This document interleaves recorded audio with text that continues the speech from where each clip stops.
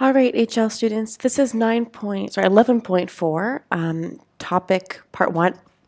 And we're looking at the process of spermatogenesis and oogenesis involving mitosis, cell growth, and 2 divisions of meiosis, and then differentiation as well. This ties in a lot of stuff from topic 2 and topic 7 as well. So lots of things connected in this subtopic. We're looking at fertilization and looking at 3 different examples of those, and then annotating diagrams of seminiferous tubules and the ovaries to show stages of oogenesis, and annotating more diagrams, at this time of the egg and sperm. So you have diagrams that are uploaded on Schoology. I recommend you print them out, or you do it digitally if you have an iPad or something, a tablet you can work on. And remember, annotate means they give you the diagram, you have to label it. Here are our RAS targets. I can analyze the processes of oogenesis, spermatogenesis, and fertilization, and I can compare and contrast internal and external fertilization. I recommend you guys do a note-taking exercise like this. We did this last year with topic 6.6. We talked about reproduction with the SL level. And if you have that same table from before, I would take it again and just add to it with new hormones we're going to learn about in these lessons in topic 11.4. But it's really good when learning about hormones to focus on the source of the hormone, the effector, or what part it acts on, and the role in reproduction. So this is a really useful table to have in your notes for both 6.6 and 11.4. Okay, so quick reminder of mitosis. We just learned about this topic, so it should be pretty fresh in your mind, but connecting the ideas here of the mitosis is somatic cell division, where it's any cell that is not a sex cell is going to divide in this manner, where the cell is going to copy and duplicate its DNA, and then it's going to line up the chromosomes and metaphase plate and divide them into 2. So each eventual cell ends up being 2 diploid daughter cells, each with a full copy of 2 copies of the DNA. This is mitosis, and this does happen in gametogenesis and oogenesis as well, along with meiosis. So mitosis, making diploid cells that are somatic. They're not reproductive cells, so they're not eggs or sperm. They're other kinds of cells. And then meiosis. Of course, the contrast of this is we're going to go through 2 divisions instead of just 1. So we go through the equivalent of a mitotic division, but then we do it again to make 4 haploid cells at the end. This is how we're going to get sperm and eggs being produced. And what happens here is we have a few different things here, like we have crossing over happening.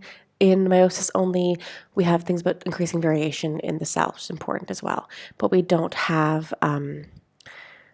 we're ended up with 4 haploid cells, and that's important. It's only happening to produce sperm and eggs. That's only for sex cells. Okay, so let's talk about what happens to make sperm. The process for making sperm is called spermatogenesis. Of course, the word genesis means to make, and spermata is talking about the sperm, spermatozoa. So the goal of the entire process is to create several million spermatozoa in the testes. The testes, of course, are the male organ that produces them. They're also an organ that releases, a gland that releases hormones. So what do we know are the features that are required of a mature spermatozoa or a sperm? Well, we know they have to have the DNA inside them. The whole point is they transport DNA. So inside the head, you'll find DNA.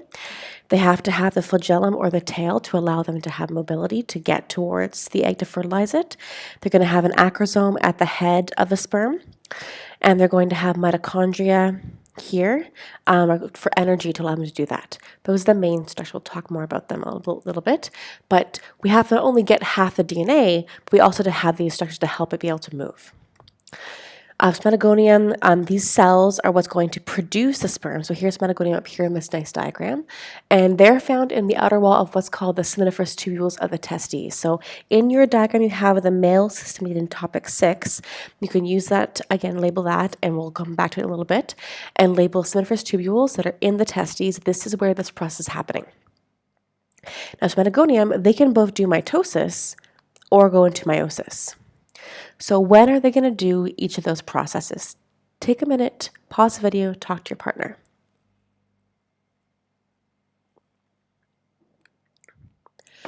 So they're going to do mitosis. We want to replace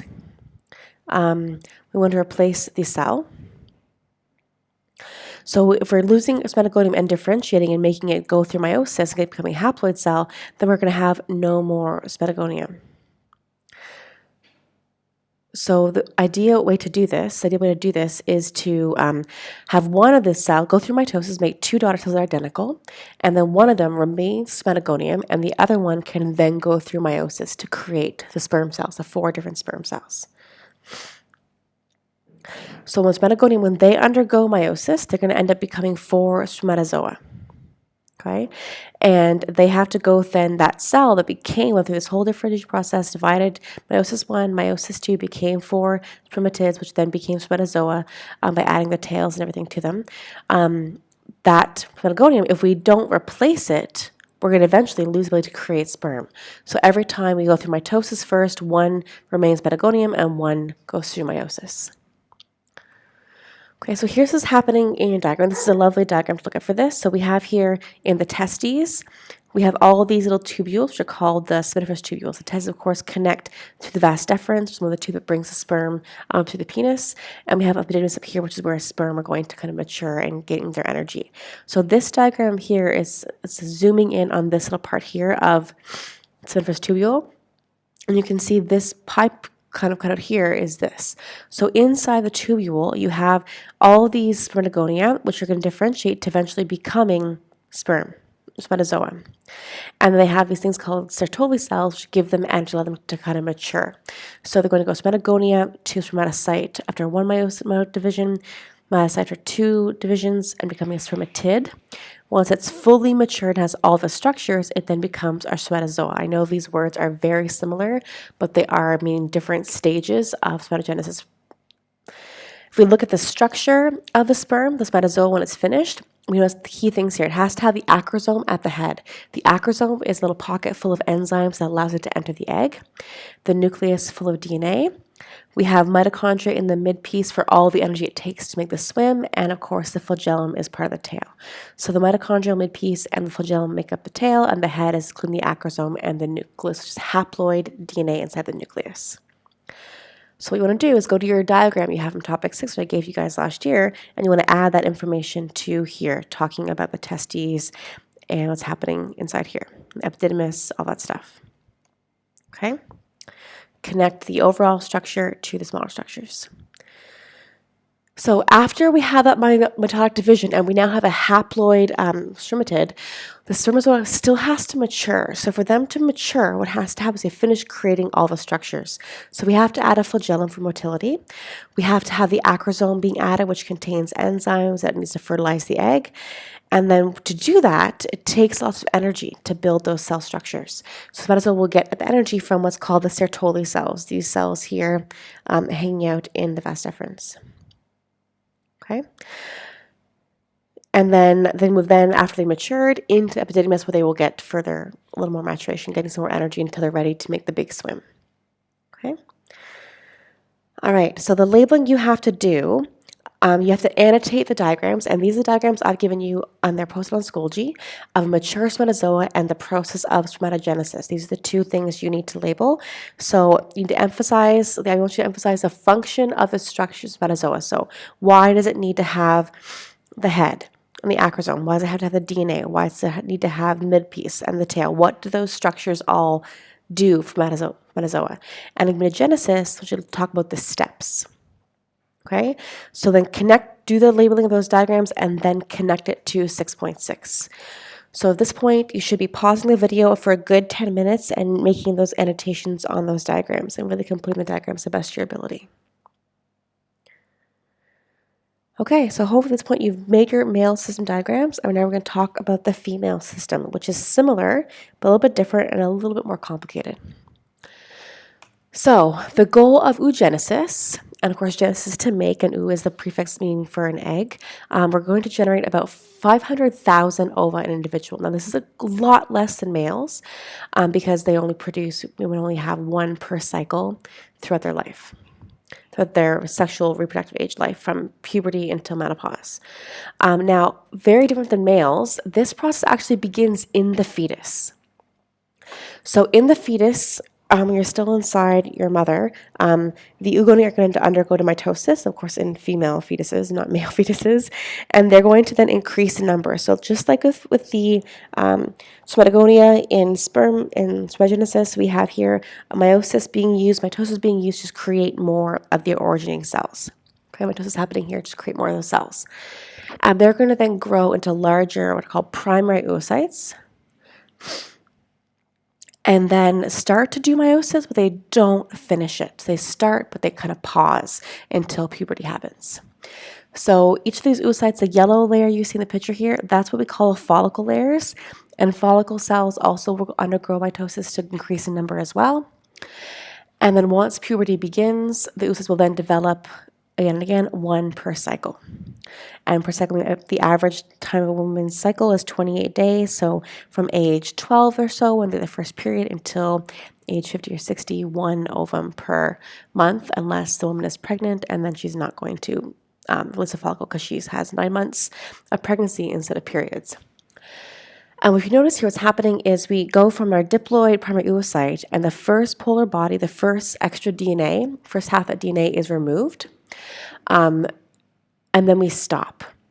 Then after ovulation happens, we start the process of moving the second part of the DNA and only finish it if the actual sperm fertilizes the egg. That triggers the final removal of the extra DNA. So we want to have just one copy of each chromatid left in the egg. And the goal of that is to ensure that the cells end up having just one copy of DNA from mom, one from dad. Now, we've evolved not to do that unnecessary division unless the egg actually gets fertilized. There's no point in wasting energy doing that division if we don't need to. So it's part of the fertilization process is it triggers the release of a second polar body. And polar bodies are just a little membrane-bound clump of DNA that has half the DNA in it. Okay, so here is a nice little summary of all the steps. So this starts as an embryo or as a fetus until menopause. And menopause, if you guys don't know, is when a female stops producing eggs and goes through a big hormonal change. It happens often in the late 40s, 50s, depending on the family. Ladies, you can ask your parent, your mom, when it happened to her, if it's happened yet to her, and your grandma. Gentlemen, also ask your mom's going to need your sympathy when she's going through. That's a really tricky time in a woman's life. The hormones are changing in a big way. And then that happens in the ovaries, and we get these primordial germ cells become oogonium, which are all diploid. And then between birth and puberty, then we're going to go through meiosis 1. Okay, the hormone that has to do this is FSH, tells us to complete meiosis 1 at puberty. And the secondary oocyte is going to release a polar body, and the polar body member is a way to get rid of the extra DNA. And meiosis 2 happens by fertilization stimulates that, and then we release the second polar body, and the ovum ends up being just one copy of the chromatid, versus here it's one copy of the 2 sister chromatid chromosome. Okay, so again, connect this to this diagram we gave you guys last year. If you need another one, let me know and I can send you the file. So this is the part here we're going to be focusing on is developing of those eggs, those ovules. So we have here the ovum being released. It starts here developing and kind of goes around from 10, 11, 12, 13, 14 to ovulation. And then the chromosomes we talked about before in topic 6.6 for hormone levels. And then we have fertilization happening here. We'll talk about as well in today's session. So this diagram, again, add to that, connect the two pieces of the puzzle. For the annotations for the female system, you need to take a minute's time now and annotate the mature ovum and the process of oogenesis. So here's the ovum diagram I've chosen for you. Looks like this, labeled structures, and here's oogenesis structure diagram as well. Again, like with the male system, you need to focus on the function in the structure. So why do we have to have a nucleus? Why do we have to have follicles? All that kind of stuff. And the steps in oogenesis. And then connect those, of course, to 6.6 and that diagram. Before you guys pause the video and do this, please look at the key ideas for this first section of the lesson. If you have any questions, ask a classmate, ask your substitute teacher, ask me through email. I'm happy to help. So now if it's written down, you should pause the video and go back and do your annotations of the female diagrams. Again, they're on Schoology. You can do them, print them out and do them. You can do it digitally. It's up to you. It's your notes. Just make sure you have them annotated and you memorize how to annotate them for the mock exam in January and the real IB exam in May. Okay, when you're done with that, we're going to talk about fertilization and talk about internal versus external fertilization. So there's two main types of fertilization, and fertilization, of course, is required for any sort of sexual reproduction. And I want you to think about internal versus external, what that means. The names seem obvious, let's be very clear. And then think about the evolutionary advantages. So as far as internal, it's like what humans do, where we have the passing of sperm to the egg inside the body, and external goes into the environment. So both of these have clear pros and cons. And things to think about are, for example, the energy output it takes, the number of gametes you need to make, how many eggs, how many sperm you produce for internal versus external, how much energy it takes to actually do reproduction in terms of the amount of energy of the actual act of sex, if they reproduce internally, all these kinds of things. Okay, so we're going to watch some video clips, and they're not going to be embedded in the video. I'm going to put the links on Schoology, and I'll make sure the titles are clear. Internal versus external. I'll put crab, internal, external, hedgehog, external, internal, gorilla. These are all from the BBC, and they're really nice little clips. Show you guys clear examples. So these are the questions you need to answer. Okay, so write these questions down, and then go into Schoology into the folder and click the link to the YouTube videos to watch each of them and answer the questions. Okay, and you'll have that. You can watch with somebody else if you want to. We usually watch them as a whole class. Try not to giggle, and pay attention to the details. Okay, so once you've watched those videos, here are the answers to those questions. So again, I'm not going to go through them because I want you just to go ahead and do them. But the question will help you with the clarification. And then here we have our last key ideas of a lesson. Give those a read and write them down. And then next lesson will include 11.4, the second half. Okay? All right, guys. Hope you had a good lesson, and I will talk to you later.